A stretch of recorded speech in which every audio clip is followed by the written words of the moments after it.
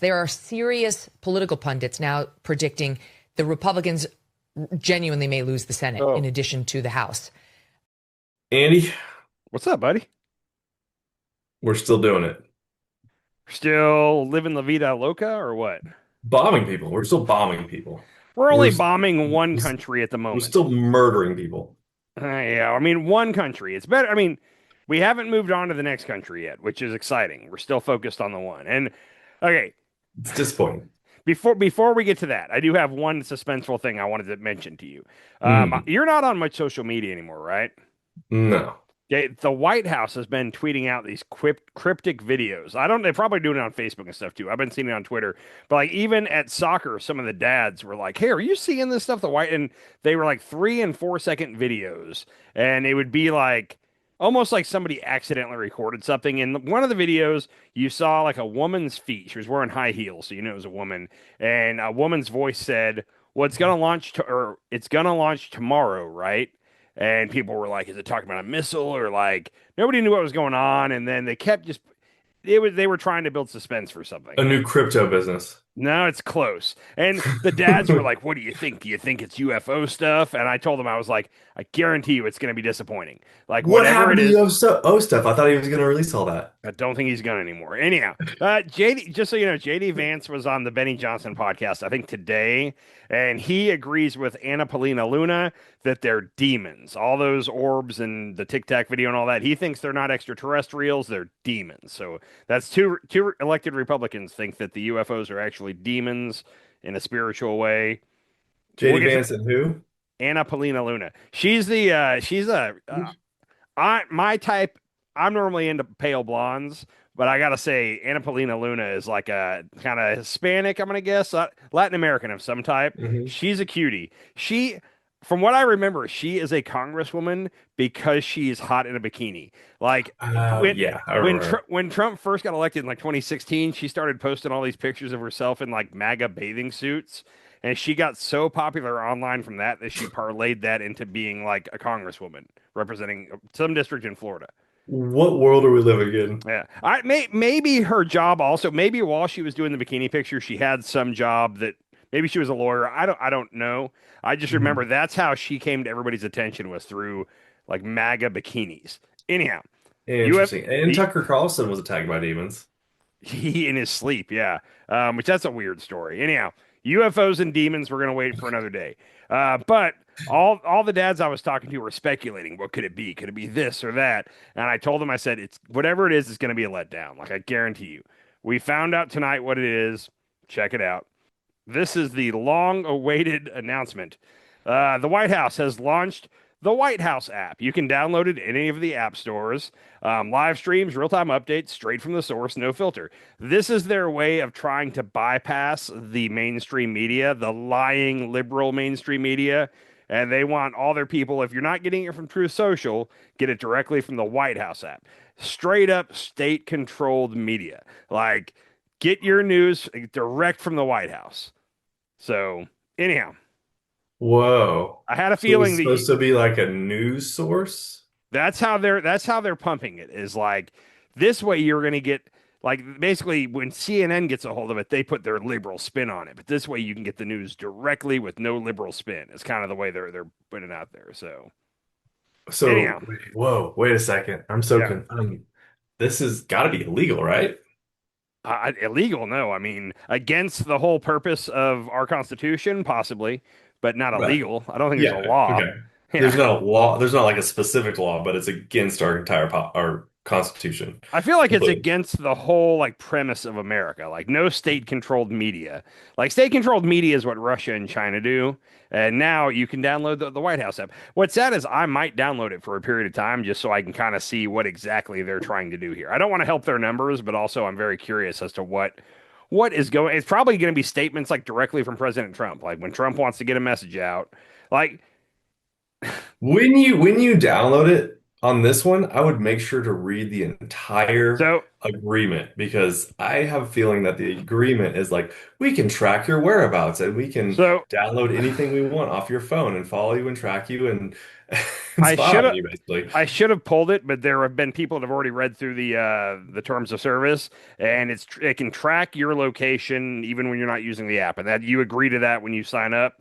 And then Mhm. also it gets your thumbprint data, which I guess most thumbs some phones you log in with you sign on with your thumb or whatever, you unlock Mhm. it with your thumb, so they can get your thumbprint data and your location always if you get it. So that was two things people pointed out. So anyhow.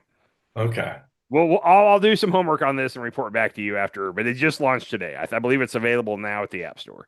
I'm Uh, not touching that thing. yeah. And then we said last time, we've said the last couple times that like we're missing a lot of stuff because we're talking about the war in Iran. Sorry, the excursion in Iran. We're talking Excursion. about that a lot. So tonight we're going to try not to talk about the war a whole lot. I do want to do a quick update on it. The last time we talked, had Trump given the 5 day extension? At first, he gave him 48 hours.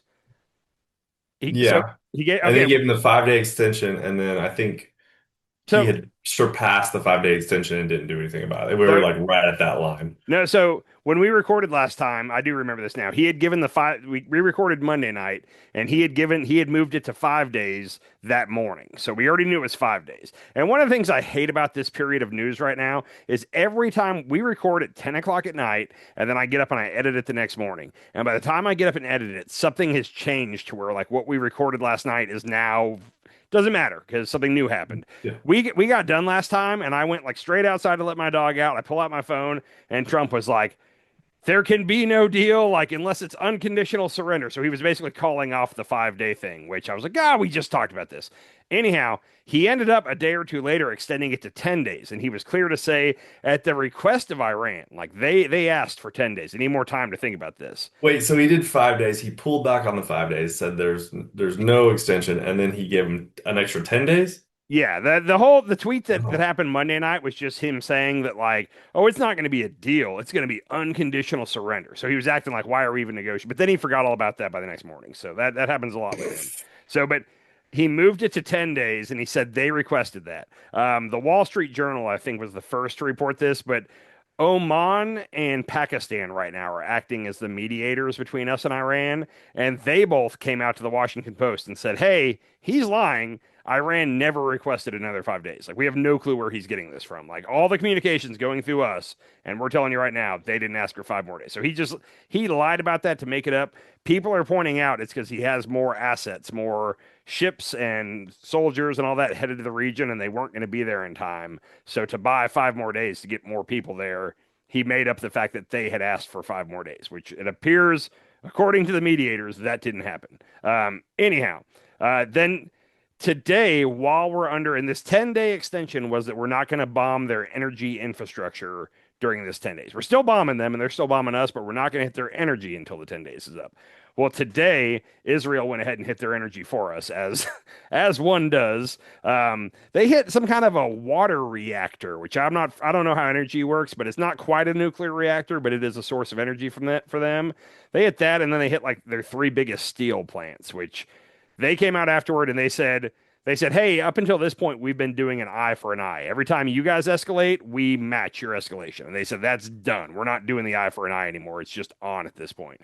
So they hit Bahrain really hard today. Apparently hit like our base and a couple other places, but then they hit a base of ours in Saudi Arabia this afternoon and apparently demolished a couple of those. I think they're C-130 like strato tankers, like the big flying oil tankers.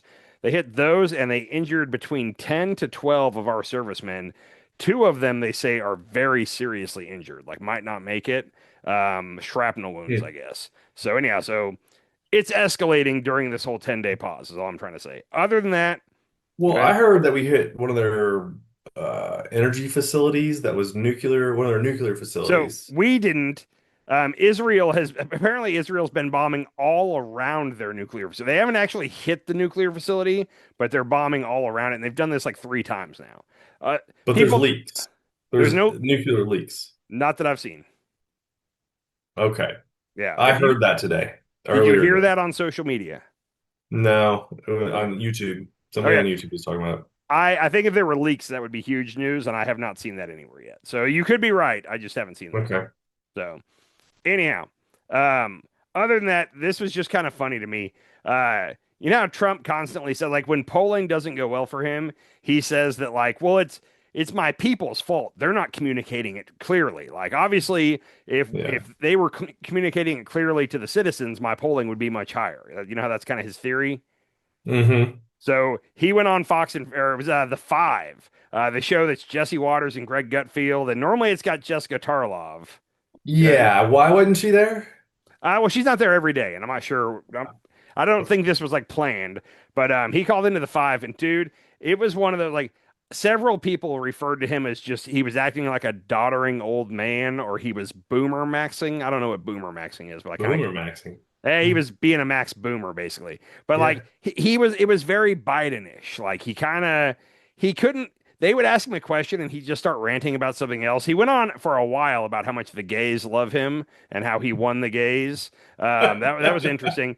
But I only pulled one clip. There were several I could have pulled. He also said he doesn't like Jessica because she lies and she makes up fake polls. And she says I'm only at 42% approval and I'm really at 90 and she's making stuff up. And it's like, nah, you're below 42 now, buddy. Yeah. Anyhow, I think her name is I think this was Dana Perino. But she asked him and she was trying to this was a good question. She was like, "Hey, because there's no internet access there, we have no clue how the people of Iran are doing. Like, do you know, do they have fresh water? Are they doing okay?"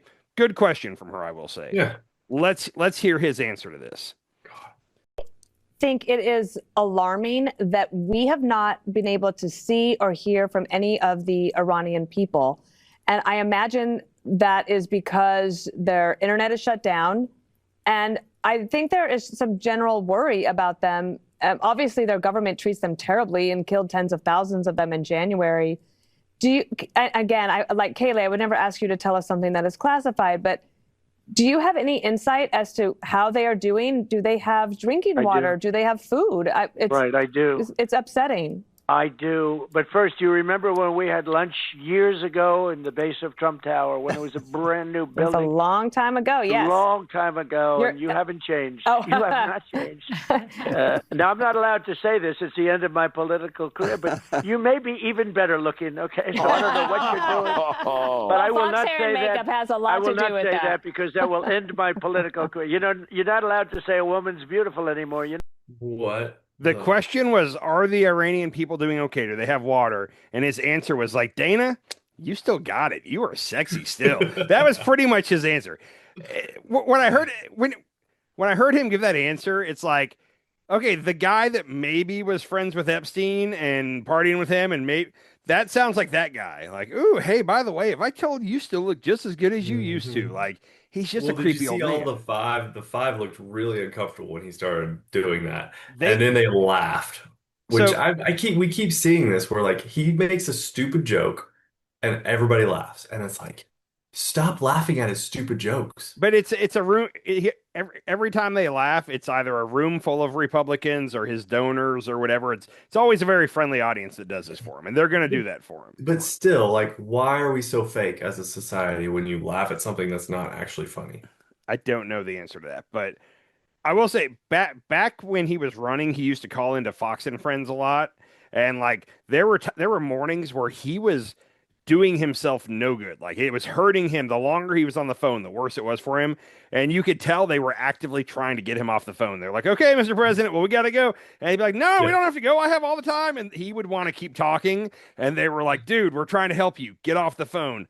This kind of turned into one of those times where you could tell like they were every time he would say something that was straight up not factually, you could see them looking at each other like, and then they would just kind of giggle like they didn't know what to do. So they would just laugh at what he was saying. But anyhow, other than that, the only other thing I have on the war, he's mentioned it before. It seems very clear that he wants to hurry up and wrap this up so we can go to Cuba. He was speaking tonight, by the way, while our base in Saudi Arabia got hit with, it appears, a missile from Iran, like I said, 10 to 12 injured. He was speaking in Florida at some kind of it was a gathering of Saudi donors. So it's a room full of like rich Saudi princes and all that. And he's talking to them. Here's his thoughts on what we're doing after we finish up in Iran. You know, when I went into Venezuela, I said, because I campaigned on the fact peace through strength, you wouldn't have to use. I built this great military. I said, you'll never have to use it, but sometimes you have to use it. And Cuba's next, by the way, but pretend I didn't say that, please. Pretend I didn't say that. Please, please, please, media, please disregard that statement. Thank you very much. Cuba's next. What is wrong with him? He was trying so hard to get like laughs in that room, and I think it's because they were all Saudi Arabian, and like there were a couple times where you could hear like three people like kind of laughing at what he said, but like he normally has his like applause breaks where he says a thing and he knows the crowd's gonna, and like he was kind of like hitting a line and then waiting for the applause, and nothing would happen, and it was weird and uncomfortable, but it was not the right. He didn't read the room correctly, I'll just say. So Oh my gosh.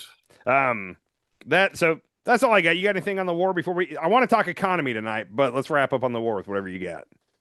Yeah, I feel like we went in this war not even with zero intelligence. At least Trump and Hegseth, they had zero intelligence, and they're just like, yeah, let's go to war. Or maybe they were like pushed by the Israeli government. I don't know. So Anyway, yeah, I got a good clip. Go real ahead. quick, yes to the second part of that. Here's the thing. Everybody's saying like Republicans are trying to say, oh, nobody can push the president to do something he doesn't want to do. He makes his own decisions and all that. And here, I think there is some truth to that. I also think that President Trump is really easy manipulated if you flatter him. If you tell him how awesome he is, he says it. If he likes people who like him.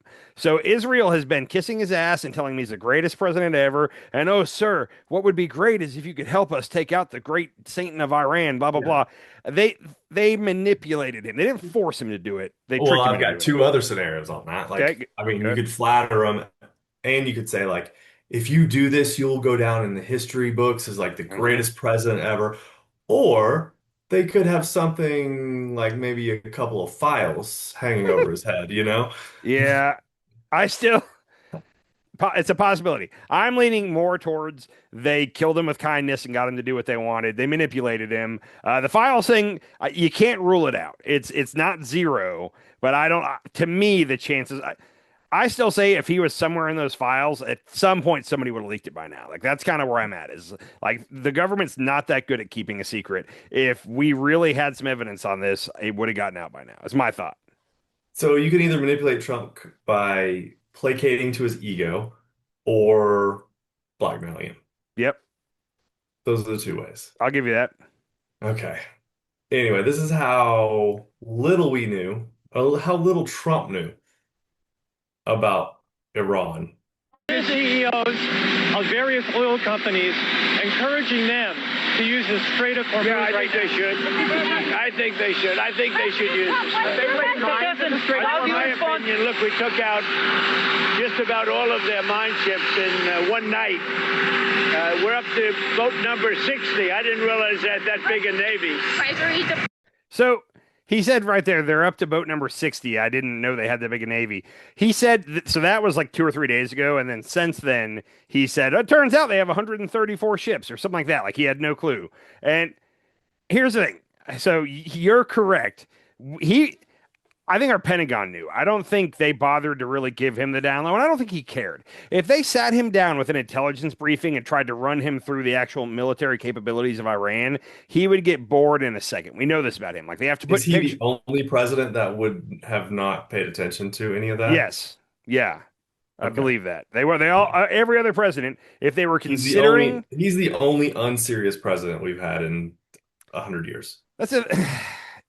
So I don't want to say he's stupid. Like clearly he's not stupid. Even like a great con man can't be stupid. So if at the very most you think he's just a con man, being a con man still takes a level of smarts. He's not dumb. Now he's narcissistic in a way where he only cares about himself. We found out during his first term, we found out that he wasn't reading his intelligence briefings, the presidential daily brief. So they were putting pictures in there and they were making sure to put his name in there as much as possible. Because when he saw his name, he liked that. Tulsi Gabbard at the beginning of this term was trying to find like a Fox crew to bring in and have them put together the briefing in a video package that resembled a Fox News report because they thought that would get him to watch it. I don't think that ever happened or we would have heard about it, but they were exploring that option. So I think the Pentagon knew that, And I doubt they even really tried to explain it to him because it's pointless at this point. Like, he doesn't care. And every other president, if they're trying to decide whether or not we're going to go to war, would have wanted that info. I don't think he did. And I'm not trying, I'm being real. I don't think he did at all. So, Jesse Waters. I just love it when you say my name. And here's the thing. I think it's getting really, really clear now that we did understand their military capabilities, not Trump, but our Pentagon did. But they truly thought that if they took out the leader, there would be an uprising from within the country. Like, the people would finally revolt in the street and they'd be thrilled to take their country back. And we miscalculated the heck out of that. And that seems to happen all the time. When Putin invaded Ukraine, he truly thought that, like, President Zelensky was holding the country hostage and they couldn't wait to get rid of him and that they'd be greeted as liberators. Like that. I remember he said that at one point, and that's exactly what George W. Bush said in Iraq. He said that we would be greeted as liberators when we took out Saddam. And no, they didn't want us there. Ukraine didn't want the Russians there. Iran didn't. I think there was a decent part of the population that did not like the Ayatollah, but they didn't. They also didn't like America, and we didn't factor that in. Like, they don't want us to stick some stooge in place. So. Right. Nobody wants, even if, like, we don't like Trump, but we don't want another country coming in and telling us who Trump. our president's going to be. Yeah. Yeah, exactly. Nobody wants that. And that's the thing. And Trump said this a couple times, but they truly thought that the regime would be totally toppled within the first, like, 2 or 3 days before they could possibly mount a counteroffensive or close down the Strait of Hormuz. Like, he really thought that it would be over before Iran could react. And then that was a miscalculation. And now we're in a month now or something like that. We're 3 or 4 weeks in. And that, talking about he didn't know how big their Navy was. He also kept saying that we totally decimated their missile system. We've taken out the missile facilities, the launchers, all that. A new report came out today from our intelligence agencies. We think that we got about a third of their missile launchers. A third. But why would he think that? Who's giving him the intel that would make him think that Iran didn't have a capable military, like, plan in place for when they get it? Because they knew they were going to get attacked by Israel and the United States at some point. We already attacked them once last year. It came out yesterday that the Pentagon, probably, I don't think it's Hegseth himself, but Hegseth probably put this together. Every day they're sending him a video package of strikes, of things they've blown up. So every day that's like his briefing now. So he just gets a cool montage, like a video montage of all the targets they've hit. So in his mind, he's like, oh, we're running out of things to hit. Like, we've clearly hit it all. He doesn't realize they have missile cities built under mountains. Like, they're still making new missiles under mountains as we speak right now. Like, they're pumping them out. He doesn't get that. So But where does he get his information from? Like, before the war, where did he get his information from to think that we were going to go in and do a Venezuela on Iran? Because Iran is a way harder target than Venezuela. And I knew that beforehand. Yeah. My theory is that BB convinced him this would be a walk in the park. No way to prove that, but I'll bet BB said, hey, it'll be easy. We hit them together. As soon as we take out the Ayatollah, the people are going to rise up. It'll be over before you know it. That's my thought. Can't prove that, but that's what I believe. He didn't even know that they were going to shut down the strait. Oh, I do believe that he knew that was a possibility, but I truly think that he thought it would be over before they could even get to that point. That's where the biggest miscalculation appears to be, is they thought it would be over within 2 or 3 days before they could do that. But I heard something today where they were saying, like, every military expert knew that was Iran's first plan of attack, was shut down the Strait of Hormuz. Not their first, but that was their trump card. That was the ace up their sleeve, like, that they could do. Yeah, everybody knew that. Everybody knew that, right? Yeah. So again, except for Trump. No, you're not hearing me. I've said it 4 times. I'm going to say it a 5th. He knew it was a possibility. He truly thought he could end the war before they could get to that point. Like, and that's been reported out. He thought that. BB thought that. Hegseth thought that. They all thought they could hit him with a decapitation blow that would totally take out everything before they could react and launch missiles back or close down the strait. They were wrong to think that, but they for some reason thought that. Okay. And Russia thought that they could just go in and take Ukraine. We thought that we could go in and take Iran and Afghanistan. And none of these wars it doesn't work like that anymore. Now, in Putin's defense, we also thought, like America thought that Ukraine would fall within a week. Like everybody thought Ukraine would be done in 5 to 7 days at the most, that Putin would take over the whole country. So miscalculation there on everybody's part. But yeah, it's crazy to me that people think you can go in and occupy, and even if you successfully occupy the country for 18 years, like we did in Iraq, when you finally leave, like that's the other thing that's not being talked about a whole lot, but a lot of the Iraqi like militias have risen up against us. So now we're kind of fighting in a war in Iran and Iraq. Like it's almost become a two country deal. Yeah, So they're gonna hate us forever. yeah, Yeah, for 100 years they're gonna hate us. sorry, that's where we're at. They've hated us since 1953, and it's only grown ever since. Like now they're gonna hate us even more than that. So that's where we're at. Yeah, it makes no sense. Yeah.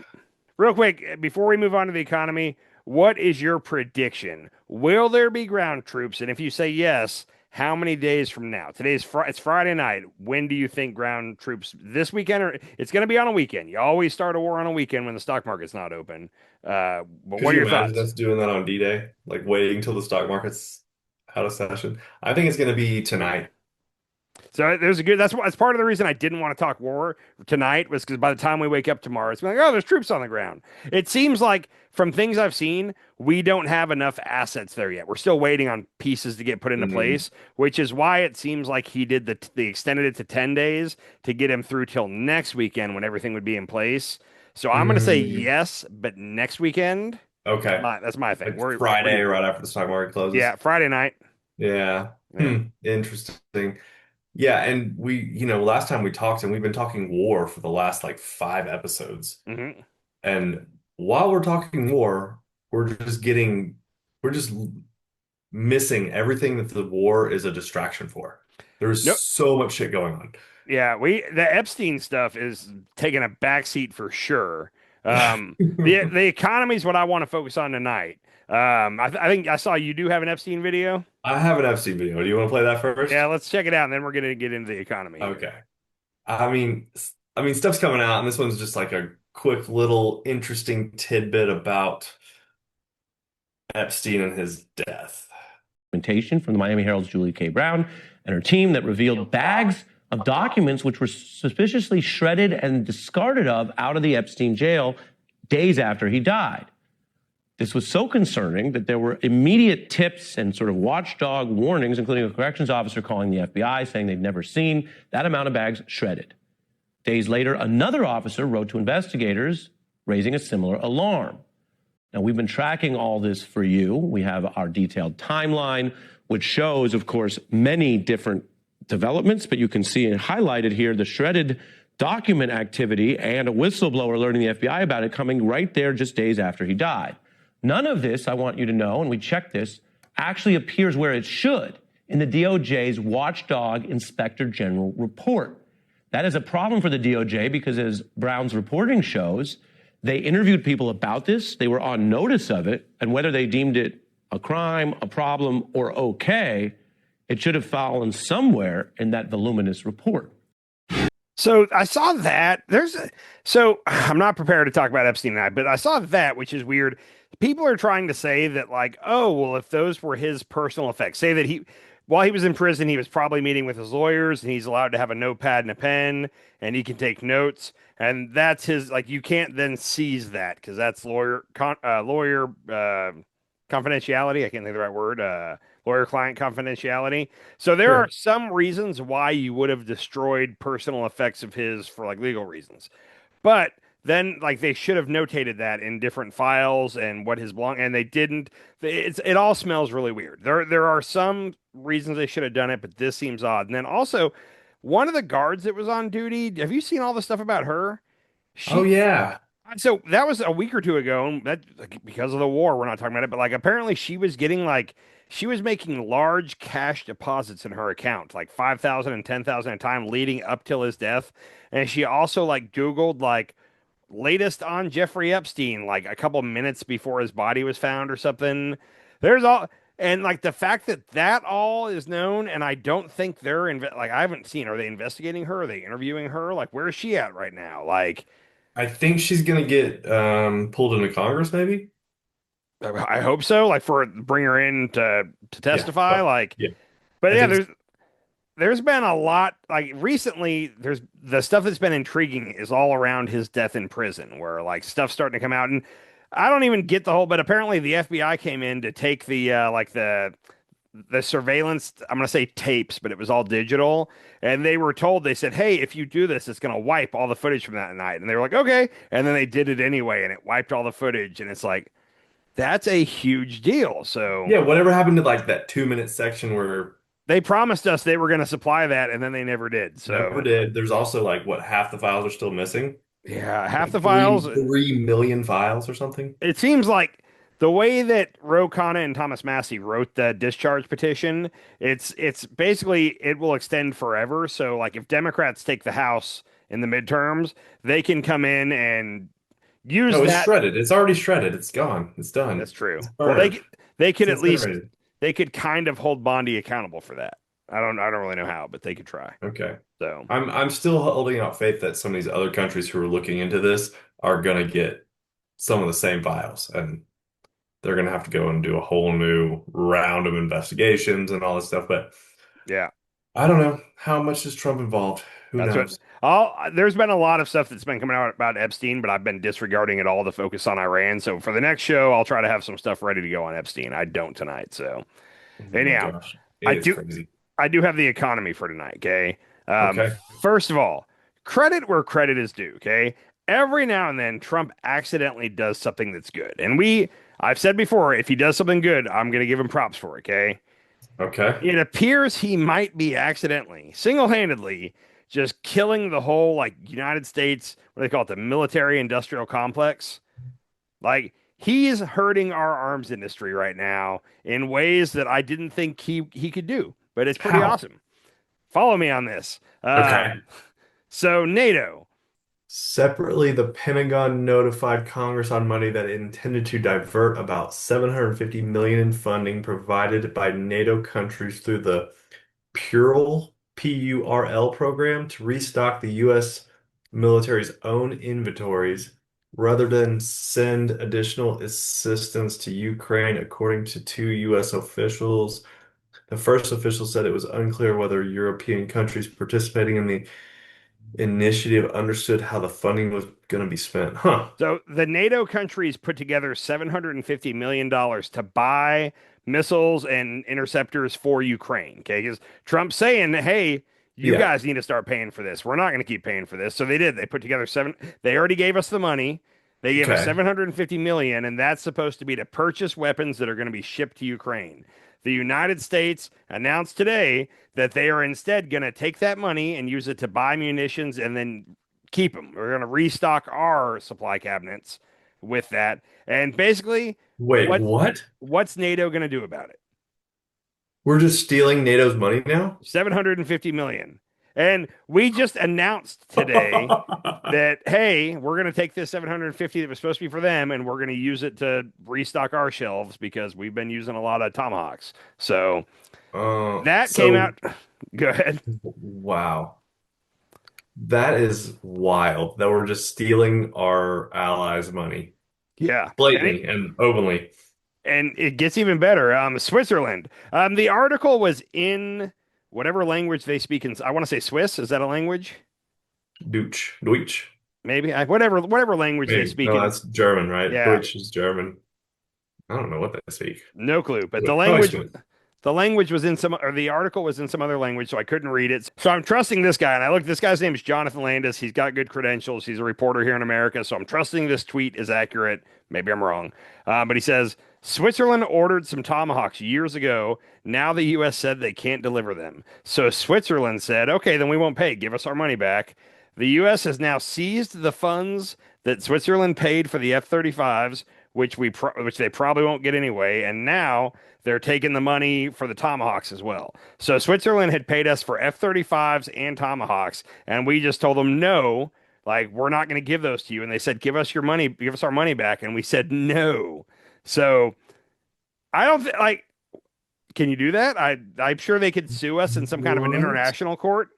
But if Are you serious? This is how Trump's been doing business his whole life, right? It And is. now he's doing it as the president to other countries. Not only other countries, but our allies. 100%.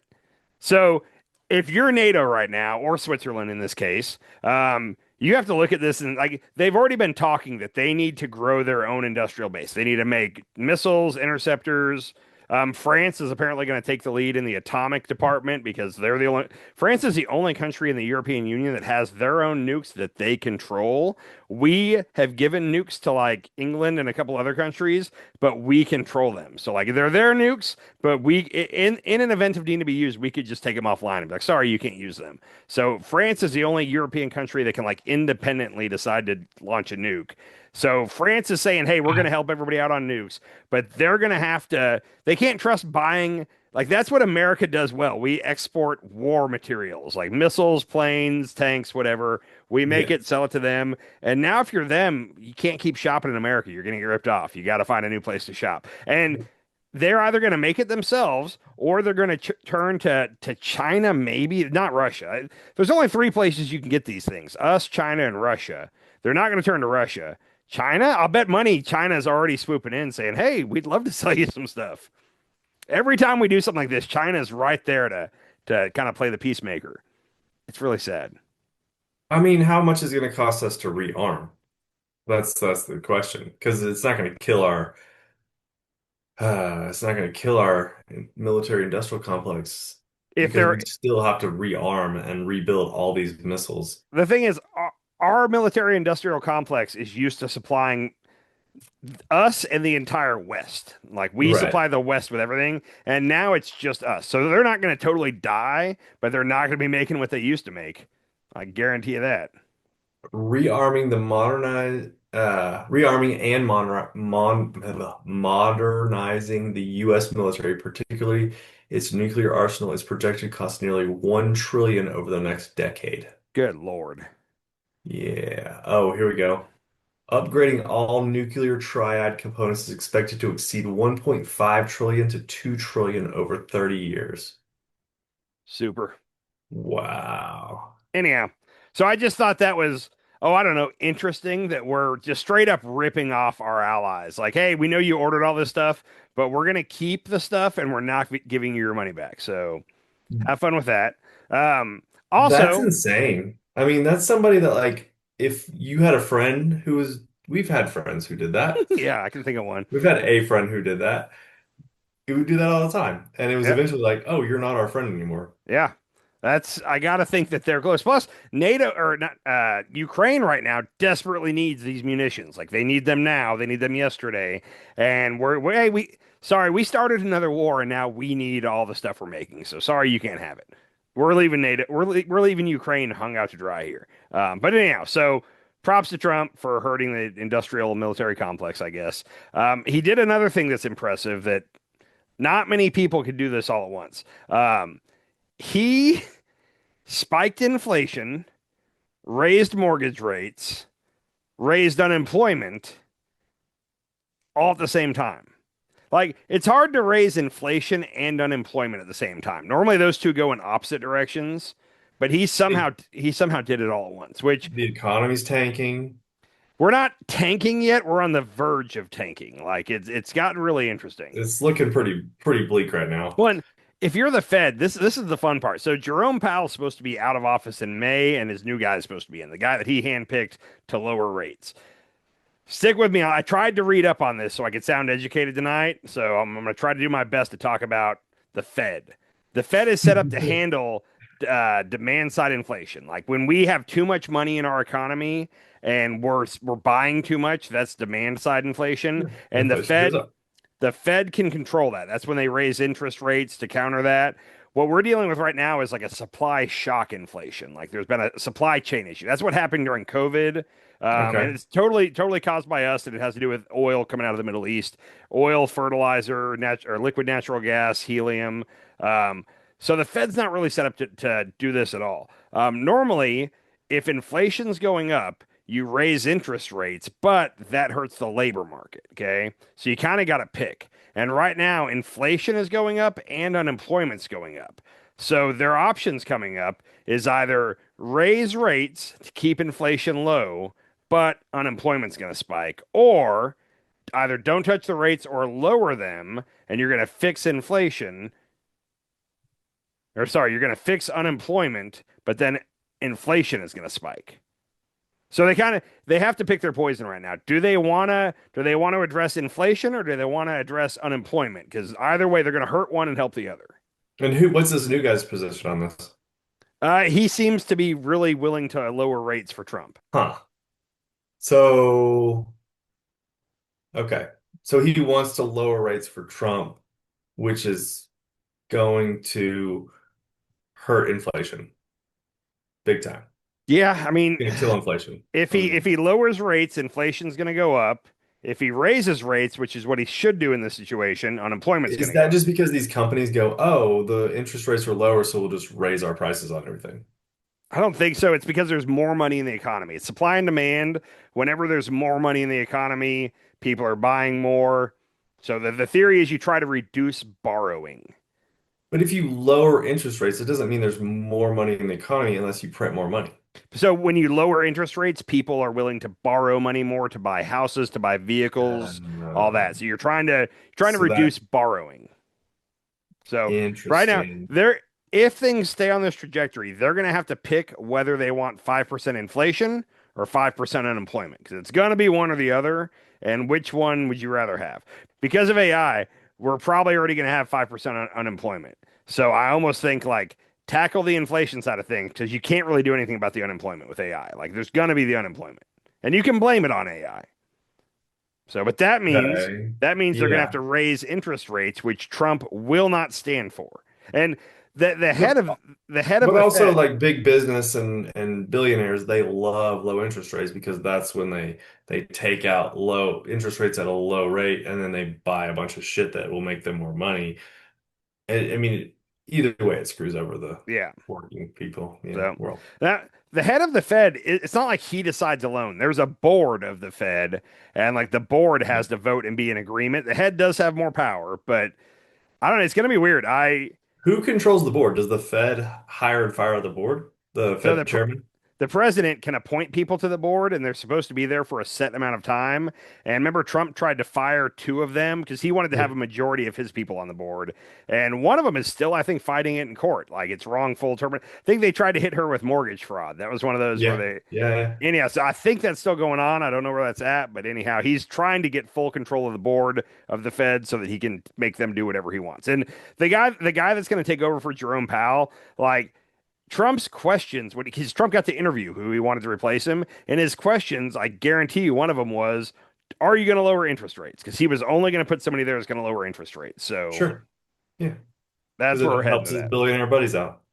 Yeah, and I'll say this: it everything I've been saying for the past couple of shows, I say it seems like we're heading towards a recession, and I've had some people that are some Trump-friendly people. I'm not going to say MAGA, but some people that are, willing to give Trump a chance that have told me I'm being overly dramatic about this. Like, oh, we're not going to have a recession. So let's do a quick Fox News check-in. Oh, God. Last Friday, the Dow, there were a couple of the indices. I mean, the Russell's already in correction territory, and the NASDAQ was very close to to correction territory. Has the market not come down enough? Have valuations of stocks not come down enough? And do you think that there's going to be some trigger where we see another leg down? I'm betting on that, yes. I think that, we're heading towards the likelihood of a recession. And that's what ended the bubble of 1982. The oil price was increased tenfold by the Arabs, and that pushes into recession. The technology bubble of 2000 ended when we got into a recession in 2001, 2002. And so I think we're heading towards a recession, and it could happen late this year or next year. It's like there's like 10 or 15 things where it's like, okay, Trump, you could do this and the economy will be good. Or you could do this and the economy will be bad. And he's picked all bad shit.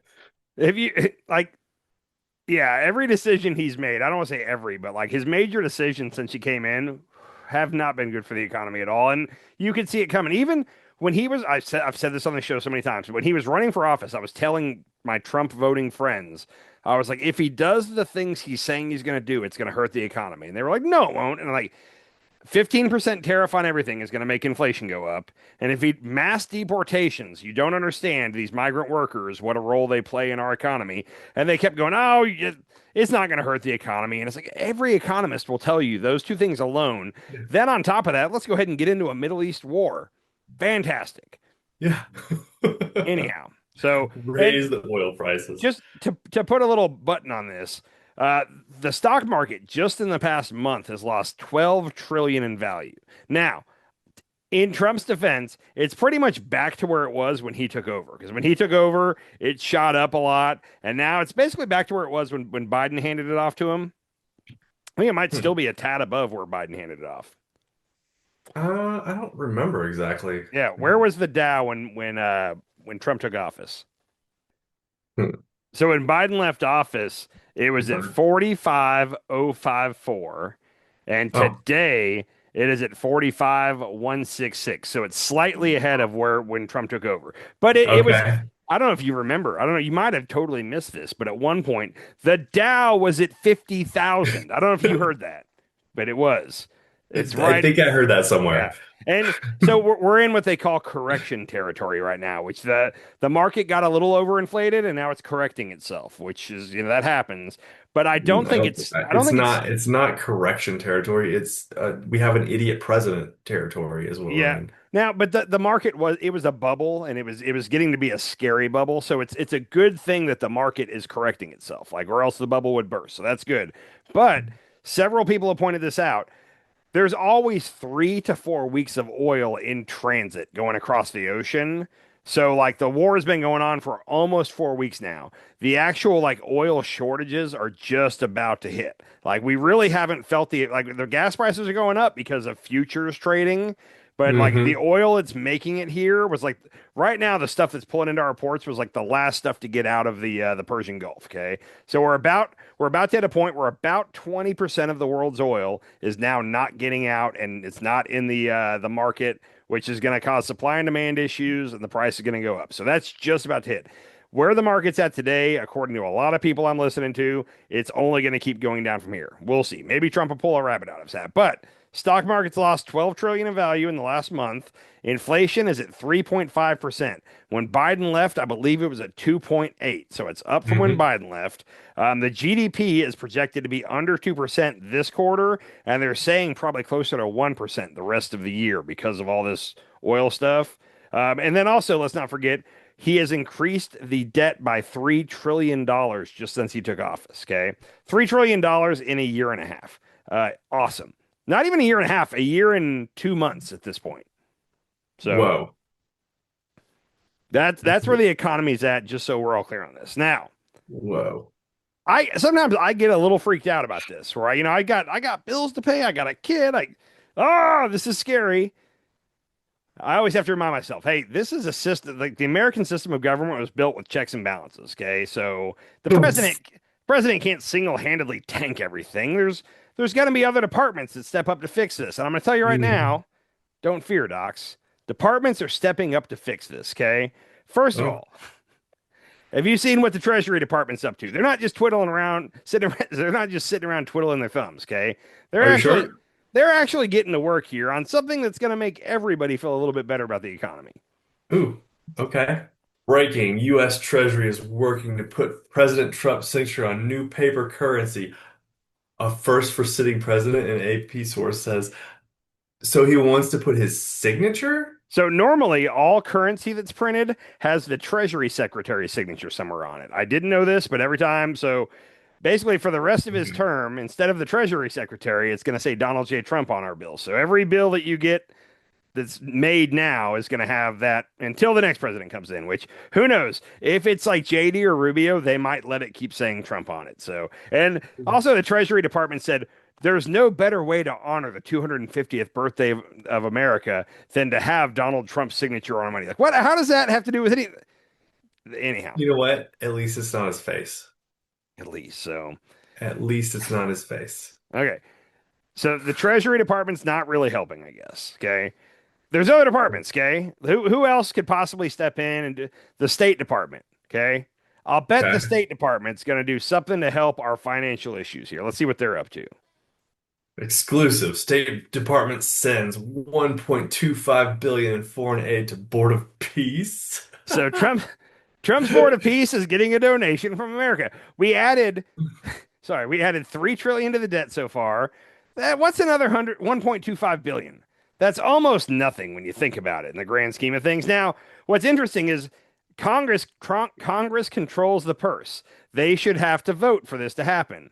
But Donald Trump got sneaky, and what is this? We got 1 billion we diverted from our international disaster assistance. So whenever there's like a hurricane in Puerto Rico or something like that where we go in and help, we took $1 billion out of that fund, 200 million from a peacekeeping operation fund. So if civil war breaks out somewhere, and then 50 million from other various international organizations. So they basically robbed 1.25 billion from a couple different buckets that we weren't going to use it anyway, and they're giving it straight to Donald Trump's organization, which is basically giving it directly to Donald Trump. He's getting 1.25 billion from our government that he gets to control.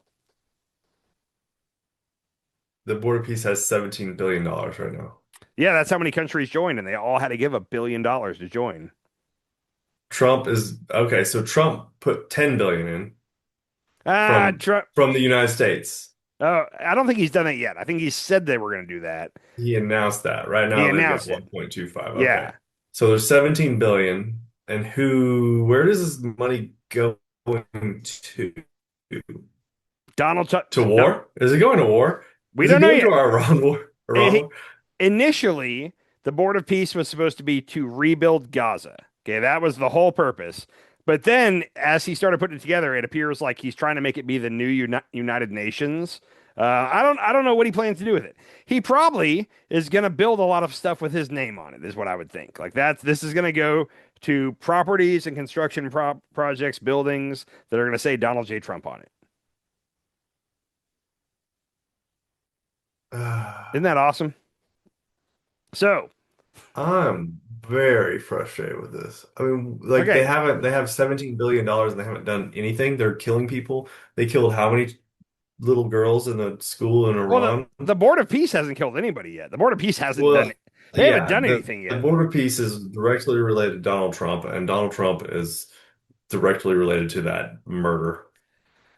Okay, you make a good point, but I think for Trump, the good thing about the Board of Peace is that like he can do whatever he wants with that money without having to get Congress to sign off on anything. So all the money he can possibly funnel to that, once it's there, he has full control over it. He doesn't have to ask anybody. So who knows where it's going to go. But so far, we've got the Treasury Department's busy putting signatures on bills. The State Department's stealing our tax dollars to give to Donald Trump to control in his slush fund. I'm trying to think, is there anybody else in government that might be able to help at this point? You know what? Congress controls the purse strings, okay? They probably won't stand for this. Trump is just relegating them to the sidelines. The other night, the National Republican Committee had a big awards type show. It was their big annual meeting. Mike Johnson was speaking. Let's see if he's going to stand up for us and our hard-earned tax dollars here. What's he up to? The president has done so much for the American people, and we want to honor him in some small way, some token of our appreciation for his leadership. And so tonight, we have created a new award. We're going to do something we've never done before. We're going to honor him with a new award that we'll present annually from this point forward. But he is the suitable and fitting recipient of the first ever America First Award. We can think of no better title for what that is.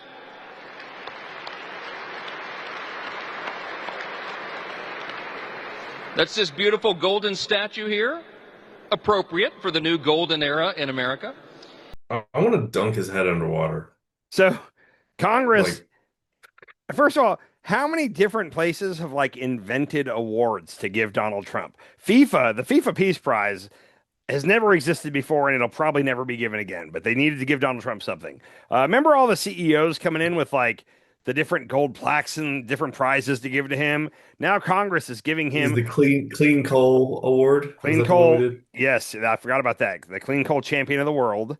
Champion of the world. That's right.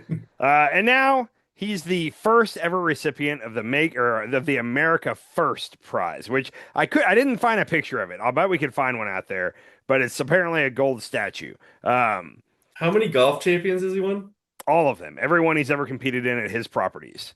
So he never actually goes. I want to see his trophy room. I bet he has a trophy room and it just has thousands of awards, even the fake ones. Because didn't he have in like Mar-a-Lago or one of his resorts, he had like Time magazines with his face on it that were not real. I was just about to say, I believe I've seen pictures that his different trophies and when he was like cover of Time magazines are all over the walls at Mar-a-Lago. So if you were to walk through Mar-a-Lago, like, oh, here's his trophy from when he won in 2007. And then, oh, here he is when he was on the cover of Time. And apparently he was on the cover of Time. I think he's been on the cover of Time a bunch.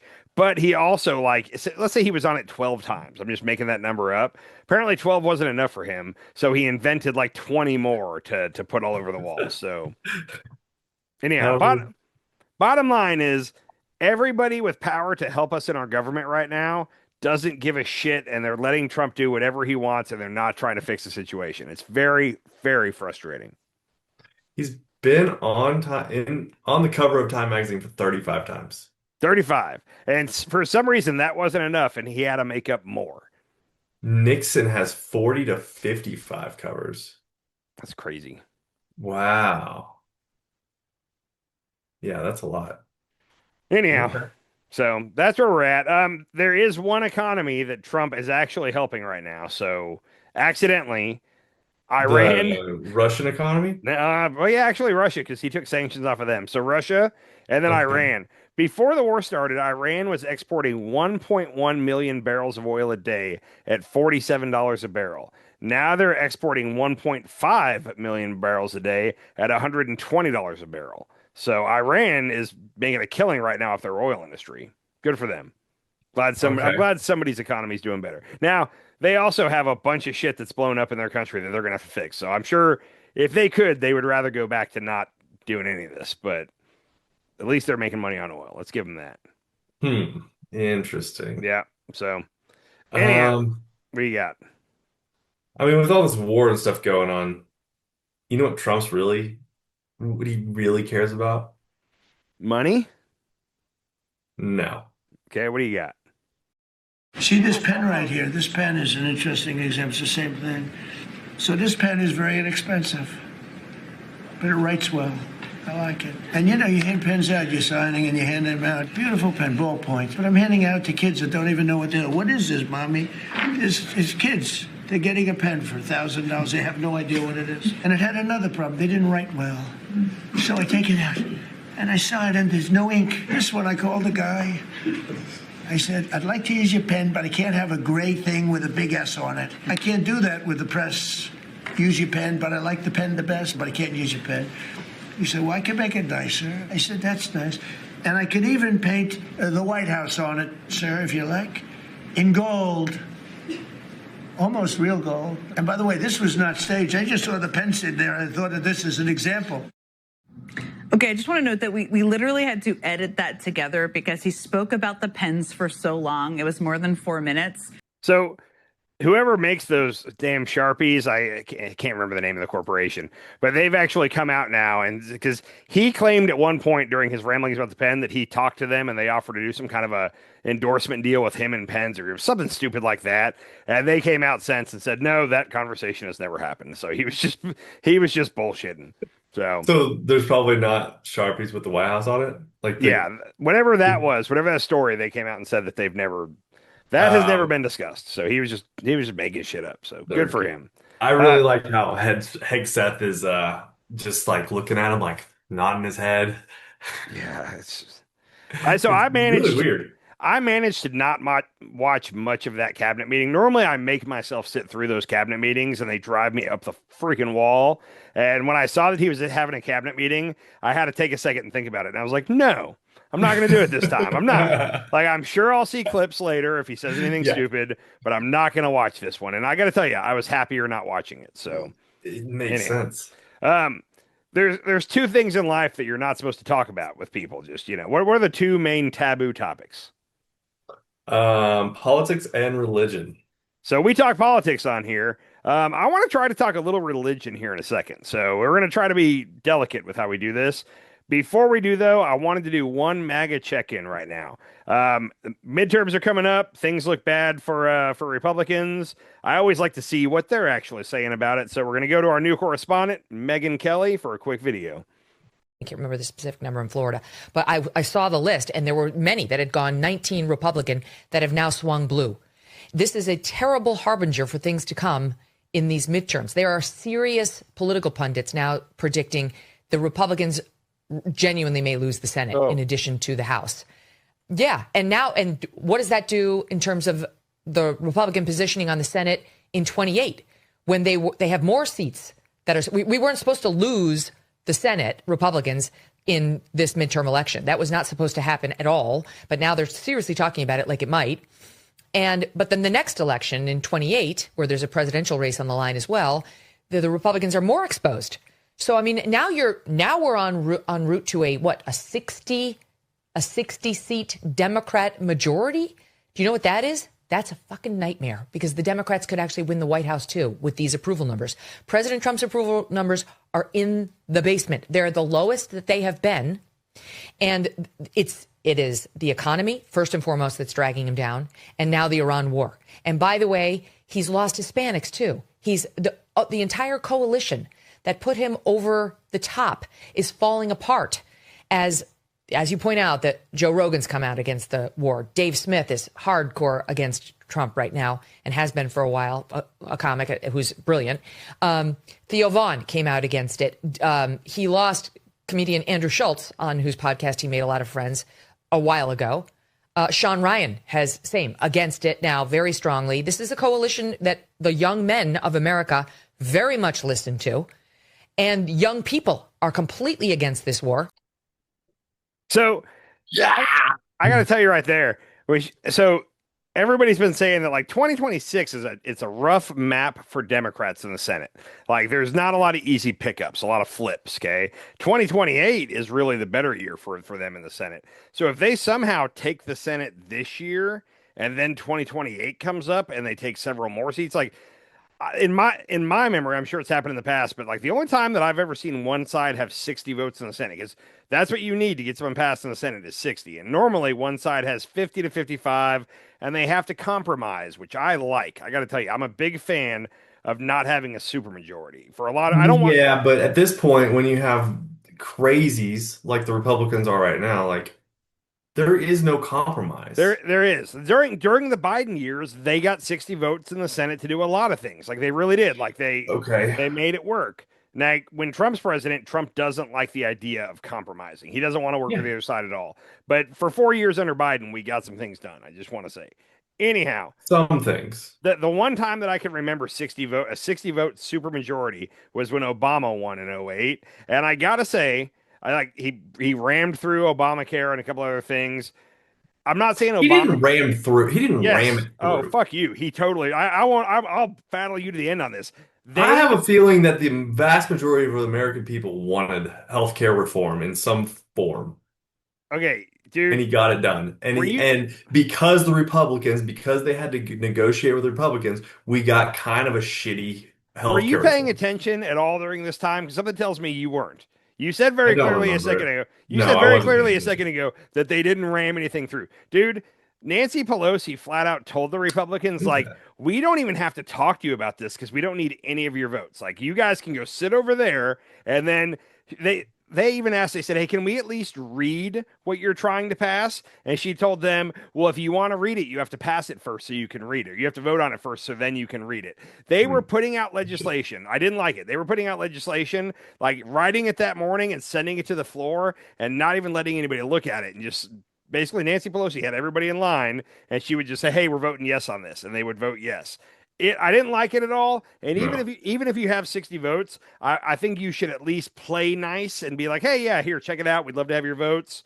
If they say, hey, we're not voting on this, okay, sorry. But the way that they did it, and it's the reason that Republicans hate Nancy Pelosi, because like '08 through 2010, like they just pumped through the most liberal agenda you can possibly imagine. I'm not saying it was bad, but what it did is it created a culture that we're now still experiencing, where each side started hating each other. Up till that point, that had not been done in my lifetime, where one side was treating the other side that way. So you're saying that Nancy Pelosi started this battle between I'm, the left and the right? I'm saying the way that Democrats handled having a supermajority for those 2 years put some Well, what did they get through besides Obamacare? a lot. You pull up a list. What did Democrats get through in 2008 to 2010? It was a lot. They were passing stuff daily. Now Trump undid most of it in 2016 or 2017 when he came in. But yeah, they were passing stuff like crazy. 2008 through 2010, because they only had Yeah. 2 years, right? Yep. And they made those 2 years count. Sweetens market bailout. A lot of $700 billion financial bailout. reforms because the collapse had just happened. Bailout bill. Okay. Yeah, I mean that's not the way you should be doing this. Like Like that didn't sound good, and it sounds like, yeah, she made a lot of people mad, and now we're reaping that tenfold now. You could definitely point to that time period, and then because of how she acted there, and not just her, it was the entire Democrat side, but because of the way they acted, then spurned on the Tea Party, which came into power like 2 years after that, and then the Tea Party was not my kind of Republicans. When the Tea Party started coming in, that's when I was like, this ain't my place. Like I shouldn't be here. But like they were a direct result of the Democrats ramming stuff through for 2 years, and I feel like it's just spiraled and escalated since then to the point we're at now. Like if we could go back in time and ask Nancy Pelosi, and I think it was Harry Reid was the head of the Senate maybe, but if we could ask them to, hey, just be cool to the right. Just let them come over and take a look at what you're doing. They don't have to vote for it, but just be nicer about it. And like we could be in a totally different political place right now, is all I'm saying. And I think anybody who remembers that time period would agree with me on that. Like it wasn't Democrats have said, yeah, we didn't handle that well. Like we should have gone a little slower and explained to America and to the Republicans what we were doing and why we were doing it, but they didn't at all. So anyhow, a lot of it needed to be done. Something had to be done about healthcare. The financial reforms and regulations they put in to try to prevent another 2008 financial collapse, like big deal, needed to be done. I'm all for it. The way they did it was very not cool. So, when did they pass the Obamacare? Didn't they need some Republican votes? No, I thought they had to like make some changes. They had trouble getting just the Democrats on board. Yeah. Interesting. Okay. So they had to, but that was March 23rd, 2010. So it was like right before the next 6 elections. months. Yeah. Yeah. Okay. Right before the midterms. 2 weeks before the midterms. So yeah. Anyhow. All right. You ready to talk religion? Let's do it. Okay. So I'm gonna try to follow an order here, but first of all, dude, our people, we're making a comeback, man. Our people are strong right now. It wasn't a good, I don't know, 30 years for the Catholics. Me and you both grew up in a Catholic church. I don't think either one of us would say we're Catholic at this point. Would that be correct for you? Yeah. Yeah. The Catholic Church had a rough 30 30 years. I did do Catholicism, so I think I'm always a Catholic. Dude, me and you went to the same church, and we went through the whole, what is it called, like catechism or what? Catechism, yeah. Yeah, we had to do First Communion and First Confession and all that. We did the whole steps. So anyhow. We are always a Catholic, Andy. It's like being in the CIA or the Mossad. Like you never truly leave. But because of a couple problems with the Catholic Church, and little boys. Oh my God. Yeah. We both, for a while, have not cared to identify as Catholic. Right now, the Pope, who seems to be the most liberal Pope we've ever had, I don't have a problem with him at all. He's from Chicago, but Trump doesn't like him. Republicans don't like him. He is actively against this war. Like he is talking about this war every day. This war and the war with Israel and Gaza, he has been very vocal about. Because of that, there are a lot, I don't want to say a lot, there is a decent amount of Americans that are looking around at their church and like what their church is saying about Trump and this and that, and they're not comfortable with it. And then they're looking at the Pope. Right now, this is a great headline here. This was in the New York Times. Roman Catholic Church sees surge of new converts. Bishops are trying to understand what's behind the wave. People joining the church describe their reasons as highly personal. So, okay, saw the headline. What's going on with this? Well, here's a little bit from the article. It was paywalled, so I couldn't read the whole article. But it says, people are joining the Roman Catholic Church in surprising numbers. This Easter, the Archdiocese of Detroit will receive 1,428 new Catholics into the church, its highest number in 21 years. The Archdiocese of Galveston-Houston will have its most in 15 years. In the Diocese of Des Moines, the count is jumping 51% from last year, from 265 to 400 people. Anyhow, more people are joining the Catholic Church all of a sudden, and everybody. So I read a couple things about it. People seem to think. Hold on, is it because of Revelations? No, it seems that there are people that are going to church, and then they're hearing their pastor talk about like, if you're a good Christian, you have to support whatever Trump does, and they're like, you should kill James Talarico, dude. We're getting to Talarico. I got him coming up in a second. Okay. Jump the gun. But then Pete Hegseth. Oh my God. Okay. So Hegseth, and there were several clips of him doing he does like a weekly prayer at the Pentagon, which right there, separation of church and state. Like I am a little weary of having a prayer at the Pentagon. Okay, I'm gonna get past that. But what his prayer is pretty damn ridiculous. All the videos that I found had music like underlying it, and YouTube won't let us play it. So I just pulled a headline from PBS here. But even the headline here, at Pentagon Christian Service, Hegseth prays for violence against those who deserve no mercy. So what? Dude, I've been watching some of his prayers at the Pentagon, and it's like Old Testament stuff, like fire and brimstone, like God will rain down fire upon thee types. Like he's a type of Christian that I'm not familiar with. I didn't grow up in that kind of a Christian church.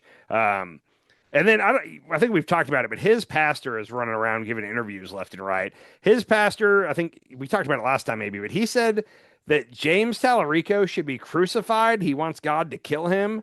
And James Talarico actually had a really good response to it. He tweeted something back to that, and I didn't pull it. I don't have it in front of me, but it was a good response to that. So I'll give him that. But people are seeing that. They're seeing in their own churches, they're getting uncomfortable. I know a couple up here. They're Republican. They're not huge Trump fans, but they're Republican. They go to church with their two daughters, and they have gone to a new church now because their old church was getting a little too pro-Trump, which they said they were like watching the pastor like up on stage delivering his Sunday morning remarks, talking about how you have to support Trump, like drove them out of that church to a new one. So that's happening. And some people are getting, and again, I don't know what percentage of America, I'm just saying it's happening. And then you have the Pope actively saying like, hey, we need to end all these wars. Innocent people are dying. It makes a lot of sense. So weird. People are coming back. On the same note of religion though, CPAC, are you familiar with CPAC? It's the Conservative Political Action Committee. Yes. CPAC has been really big in Republican politics for like 40 years. But like 7 or 8 years ago, Matt Schlapp and his wife Mercedes took over. And they seem to be just con man and woman. Like they're grifting. Also, Matt Schlapp, the husband, has been accused of sexually assaulting young male interns at CPAC a lot. And he's done a lot of settlements with them. So interesting dynamic. But anyhow, Trump didn't go this year, which is a big deal. Like Trump always gives a speech at CPAC. It's always, they do it like Friday, Saturday, Sunday, and he gives a speech on Sunday to like end it. And that's always the day that it's packed and you can't get in the room. Trump just flat out didn't go this year, which was interesting. I have a little mashup here of 2 clips. There was a theme. I saw a lot of clips of this, and by no means am I saying this was what the majority of it was, but I saw several clips. I only pulled 2 of them that kind of followed the same theme that was interesting to me. Check this out. But I really think what we all can do, rather than just relying on the policy perspective or what your elected officials are doing, is to start culturally putting the family first again with our faith. If you are not speaking with your family around the dinner table about these issues every day, it is high time to start. If you're not encouraging your children to grow up and have the courage to get married and have kids, more kids than they can afford before they think they're ready, it is high time to start. Said my number one priority is having children and starting a family. That is the culture war right there. That is the victory, ladies and gentlemen. Because the left, we're gonna just outbreed them. Can I get a witness? Can I get an amen? We're just gonna outbreed the left. You ever met a lib? They're hideous. So instead of like winning on policy and trying to like make your policy better for the American people, we're just gonna keep breeding. We're just gonna outbreed them. So first of all, just on a random note, I feel like that's not going to work just because a lot of kids, and we know people like this, grow up and kind of revolt against whatever their parents were. If their parents were staunch Republicans, that's the couple that's then going to have a lib kid, vice versa. I think it's 50-50. Okay, even if it's 50-50, that's a wash right there. That means it doesn't help anybody. I think it's I don't know. I still don't think it's a good idea. Like, I don't think it's well, so I don't think expecting them to revolt. I mean, I think if we have better education, then more of them will revolt. So the more we educate those children. But how many of these people who are having 6 and 8 kids have good education? Well, so, and that's the thing here, is that, like, right there, what I just played, that doesn't seem religious necessarily, but, like, let me make the case for you that it is. Because, like, on Twitter mainly, I am following a lot of like Christian nationalist pages, like trad wife influencers that believe, like, there's one that drives me up the wall. Brunette, dark-haired girl. I can't remember her. Isabel something. I think Isabel Moody might be her name. Oh yeah, her and what's his name had like a little show for a minute. Oh yeah, where they would argue all the time. Yeah, she's the prototypical example, but like her husband will be on every now and then. First of all, her and her husband are like early 20s. They have like 2 kids, and like there's times where she's like, "Well, I'm not allowed to make that decision. My husband makes decisions like that," and like they're very much flaunting and trying to make it seem like the right thing to do, to like defer to your husband. Like, you're the woman, your job is to have as many kids as possible and raise them and also homeschool them. There's a key component. Like, a big part of this is homeschooling their kids. And I don't have a problem with homeschooling, but when you get into the whole, like, well, I'm homeschooling because public schools are teaching, the devil or that, I'm just like, hold on, back up. If you don't have a degree in education, then you shouldn't be homeschooling your children. I'll say this, of the couple people I know that homeschool their kids up here in Oklahoma, their kids are incredibly intelligent. And I'm guessing that's because of the homeschooling. Because my sister homeschooled her kids, but they went to school like 2 or 3 days a week, and then they did the other 2 or 3 at home. It's called a co-op, and they go like 1 or 2 days a week, and I don't really understand what it is, but yes, I know what you're talking about. But like I said, I'm just going off a small sample of people I know. The ones that homeschool, wow, their kids are very, very smart, intellectual, literate, all those things. But that's, to me, the whole like, oh, well, my husband makes all, like, they've said the Christian Nationalist movement really wants to do this thing where women can't vote anymore. There's 1 vote per household, and the man makes that decision. The woman doesn't get to pipe in at all on that. Like, if my wife listens to this part of our pod, she'll be throwing stuff at the radio. Like, she doesn't like this at all. But there's a guy who seems to be, and I should have looked to see how many followers he has. I see him a lot on Twitter. His name is Joel Webbin, and he's a preacher, Christian nationalist, very pro-Trump, and I see clips of him all the time where I'm just like, nobody can be a fan of this guy, but apparently he's got a pretty decent following. I got 1 clip of him for you real quick. And that's why God in his word, God in nature that he made said, women need to shut up. They need to be quiet.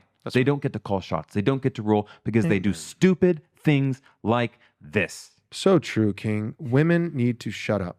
That's harsh. That's mean. That's not Christian. No, it is so biblical and so pleasing to God. your daughter needs to shut up in the home when she's talking to her daddy? Because no, that's not what we're talking. That's not what we're talking. We're saying in the public square, in ruling civil positions of government, in the church, in ecclesiastical positions of authority, and when it comes to making decisions in the household as the federal head for the family, in that arena, all right, there's the disclaimer, in that arena, absolutely, Wes is right. Women, shut up. Of course. It is literally an offense to God. It's an offense to God for women not to shut up. He said it's an offense to God, basically, when women are talking. He also said it's so pleasing to God when women shut up, I believe. I think he said that about halfway through. So now this is confusing to me because I've been following this Christian. I don't even know. Like, this is Christian Nationalists, but it's like a certain group of Christian Nationalists that like firmly believe the women stay home and raise kids and that's all they're good for. Like, it's really weird to me that this you could separate that because like Christian nationalism means something totally different. This is more on the trad wife type of thing. Yeah. And there's a ton of overlap, but exactly. But this is a certain group of Christian not all Christian nationalists are this group, but these people are all Christian nationalists and they believe this weird stuff. Now, what's been crazy to me recently is James Talarico is getting attacked from the right all over. You can tell how afraid they are of him. The more I hear him talk, like I don't go to church anymore. I wouldn't say I'm not religious. I just don't go to church anymore. I don't have much of an opinion on it, to be honest with you.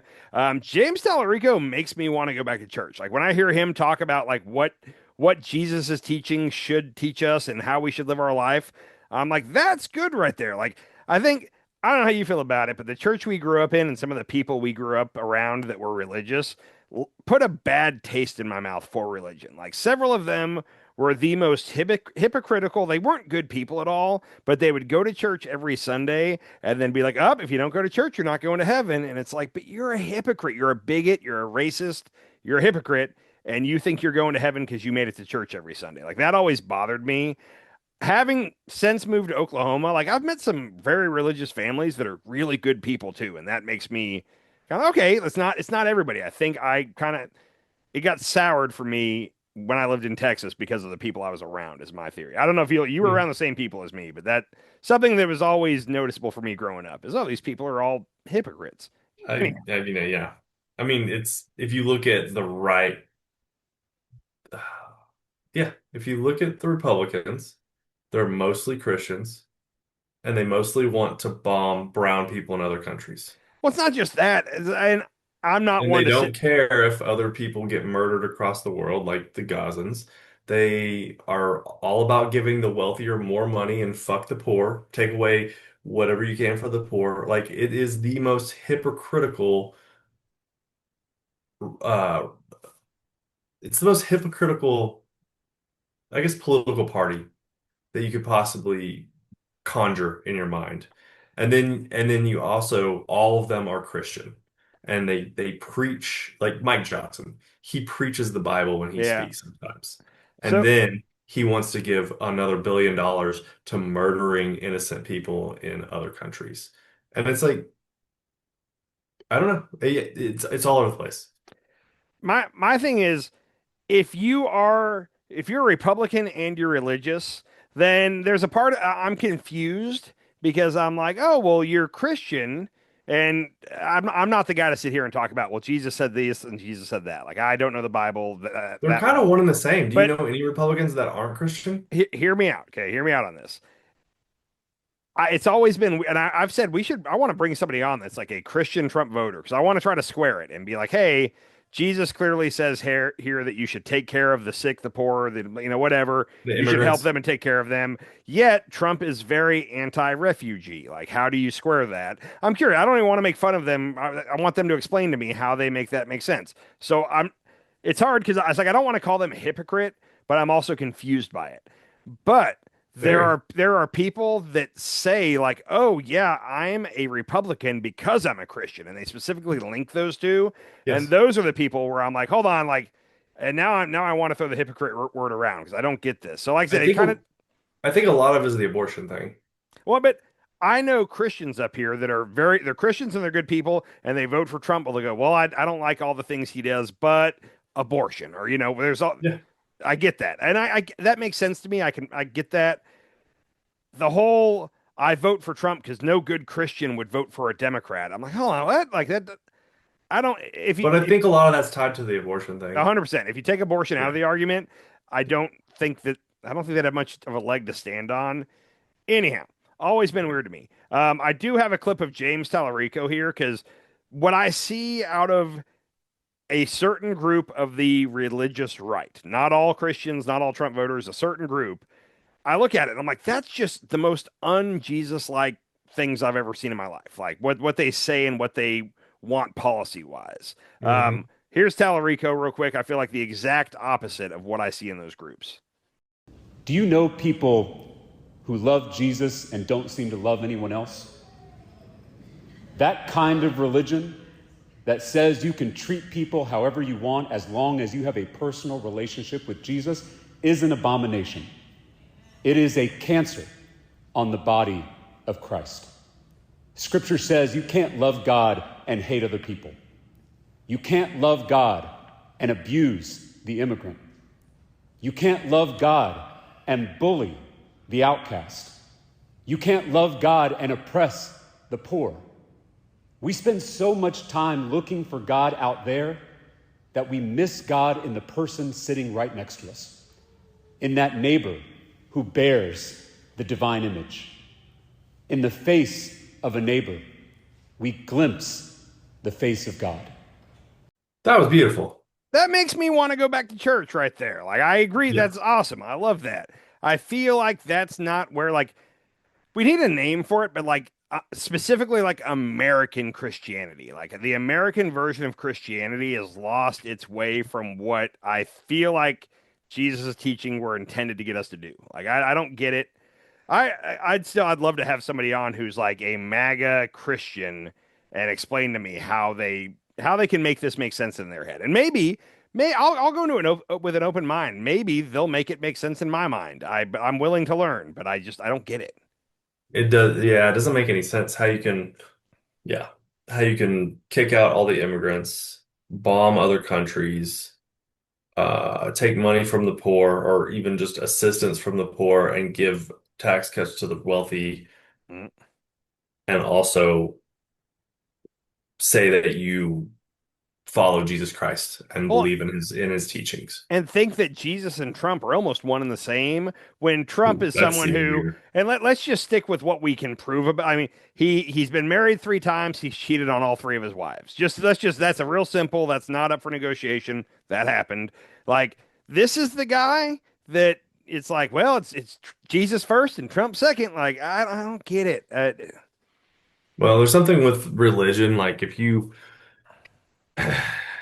like a lot of it's hard to say this because I don't want to offend people, but following somebody is easy. You don't have to think. You just listen to what somebody else says, and that's your gospel, right? Like, so Jesus said this, he's that. It's easy to do that, and you don't have to think about, oh, well, this doesn't really make sense, or like maybe there's another version of this, or and it's easy to translate from Jesus and Trump. I'm going to follow Jesus's teachings, and then Trump is a big, strong guy. I'm going to follow his teachings.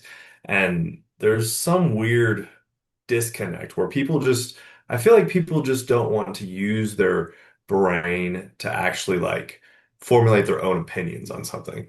And I know what you're trying to say, and there was actually a guy, I don't know why I remember this, but like 8 years ago on Joe Rogan, like right after Trump won the first time, probably in the first year Trump won in his first term, Rogan had somebody on that was like a psychology guy. I can't remember the guy. I can't remember who he was or what he did, but it was psychology related. And he was saying that like the type of person that can get pulled into a religion very easily because they like to hear an alpha speak. I'm using the wrong terminology here, but like, oh, there's a guy up on stage that seems to know all the answers, and he's telling me. Like, the person that's susceptible to that is also super easily susceptible to a Trump-like figure that will tell you what's wrong, who to blame, and how to fix it, and seems like they have all the answers. And so they want somebody to tell them what to do. Yeah. They don't want to actually have to make their own decisions. It's weird. The attacks on Talarico are going to ramp up between now and the actual midterms, which is what, 6 months away, 5 months away, something like that. Yeah, something like that. They're very afraid. Like, they can lose all 4 other states, but if they lose Texas, they're going to lose the Senate. And like, I think everybody thought, well, there's no way they're going to lose Texas, but like, it's going to be closer than ever. I'm not saying Talarico's got a shot, especially it's looking more and more like it might be Talarico versus Ken Paxton, which is a dream for Democrats. Like, if Paxton beats Cornyn, this is the best case. Like, the only thing that would be better is if it was Ted Cruz. If it was him versus Ted Cruz, everybody hates Ted Cruz. We're not going to get that. But Cornyn would be tough to beat. Paxton, I feel like, is beatable. So we'll see. Talarico sounds good. I mean, I would vote that was beautiful, man. I mean, he's I'd doing a vote good for him. job. Yeah. So like I said, he makes me look at it and go, oh, like if he was preaching down the street at a church, I'd go listen to him every Sunday. Every Sunday. Yeah. So Totally. I don't know. I had one other thing on Israel. We're going to save that for next time because this is getting too long already. So I got something fun on Israel for next time. Okay. But I had one thing to end with here, and I just saw this and I thought it was funny. I have one thing too. Okay, you do yours first. I want to end on. Do you want to do it? Nope, you go. You got it. What do you got? All right. Oh yeah. I don't know if I'm not going to share this, but I realized so Trump actually I forget who it was recently. It was like a championship team that denied their visit to the White House. So yeah, it was the team that won the Super Bowl. It was the Seattle Seahawks denied. There was a couple in a row. The Seahawks said no. And who else? Maybe the national champions. Anyhow, yeah, like several have said. I think it was something else. But anyway, so I looked it up and I was like, how many presidents have been denied? And looking through it, there's like a lot of the presidents have one. Bill Clinton had 2, which was the Broncos and the Rams. Biden had 3, which was Alabama, Georgia, both Georgia football teams. Trump has, and this is ending with Oklahoma City Thunder in 2026. That's who I think it was recently that said they weren't going. Is that the last one? Yeah, I think that was the Okay. one. He's got 1, 2, 3, 4, 5, 6, 7, 8, 9, 10, 11, 12, 13 teams have denied his invitation to the White House. Okay. I remember during the Obama years, there was a Super Bowl that Tom Brady and the Patriots won, and Tom Brady didn't go. The rest of the team went, but Tom Brady didn't go. And that was Obama, right? Yeah, it was Obama, and that was when Trump was like gearing up to run, and Brady had to make America great, and that was like a thing. Like the people made a big deal out of that. Now, like when a team says they're not going to meet Trump, like the Thunder just did, it kind of barely gets talked about. Like it's like, oh yeah, they're not going. Obviously, they're not going. Like it's not a big deal. Yeah, because they're woke. Yeah. Well, so Obama actually, while several individual athletes skipped. Tim Thomas of the Boston Bruins and Matt Burke of the Baltimore Ravens, every invited championship team as a whole attended their ceremony. Okay, well, like I said, I know there was one where Brady didn't go. Yeah. So maybe that was under Biden. I don't know. I remember Brady not going to one. So I think it was under Biden. I think I read that at some point. Maybe that was it. So anyhow, last thing I have for the night. I purposely stuck this at the end of the show because it's slightly offensive to a person in our, somewhat in our government, but I thought it was funny. A couple of weeks ago, the strait that Iran is blocking right now that 20% of the world's oil goes through? Yeah. What's the name of that strait again? The Hormuz. What's it again? Hormuz Strait. Okay, yeah. For a while, there were a couple times Hormuz. right at the beginning of the Iran stuff, you kept calling it, like at one point you called it the Strait of Vermouth. Vermouth, Yeah. Sweet vermouth. So I saw a visual aid online to help you remember the name of the strait. So I already got it. No, you just in case, I want you to keep this printed out. Keep this printed out near your computer. So I've got it. It's in my brain at this point. Okay. The Strait of Hormuz. That's pretty good. When I saw that, I thought of you. The Strait of Hormuz. Yeah. Hormuz. Okay. Yeah. That's so disrespectful. I want to end on this story. I was in Texas recently talking to friends of ours, and the wife at one point said, "Well, I don't care if you don't like Trump, but you have to respect the office of the president." And I said, I didn't even let her get that sentence out. And I was like, hold on. I was like, after the let's go, Brandon, fuck Joe Biden, blah, blah, blah. No. Like, after all that, the whole you have to respect the office thing, like, you better not even dare try to tell me that when it comes to Trump. And it was funny because you could see in her face, like, she was processing it. And she was like, okay, yep, no, that makes sense. And she didn't argue it with me at all. But I thought about that and I was like, okay, I generally try to give respect to the office. Like, Trump's so hard. Like, it's hard to show him respect when he's doing stupid shit. But I'm going to make an effort. Respect the office when you can't respect the man? No. I'm going to make an offer and I'm going to make an effort to try to respect the office. But if Trump is doing some stupid, like, it's impossible to not poke fun at it. So I'm poking fun at him, but I'm going to try to make fun of him, the man, and somehow make it make sense to where it's not the office of the presidency. That's my goal moving forward. I don't think I can do that. Yeah. Good luck. Yeah. I don't know. I don't understand what you just said at all. Like, sorry. You can't respect, like, our country is, it's hard to respect our country. I guarantee you that the majority of the world right now does not respect our country. If not all of the world at this point doesn't respect our country. They're mad and they're getting madder. With all the stuff we were talking about recession But let's earlier. even say Israel, okay, who we're doing all their bidding for and bombing Iran for, they don't respect us. They don't respect Christians. They're very thankful for what America is doing. I don't know if you see. What are we? We're a Christian nation. I don't know if you see all the stuff where they spit on Christians in Israel. Like, you see that all the time. You read about it. Like, they spit on Christians for being in their country. So yeah, they don't respect our citizens. They're very happy with our government for what we're doing, but they don't respect our people at all. And I don't think the Muslims do that, do they? They don't spit on Christians. So yeah, it's lovely, and we're just gonna do whatever the fuck they like want. I said, I have some stuff that's really going to piss you off about Israel for next time. So you have that to look forward to. We just ran out of time tonight, but for next time I'll lead with it. So, all right, we got to get out of here, man. I'll talk to you soon. Peace, like, and subscribe.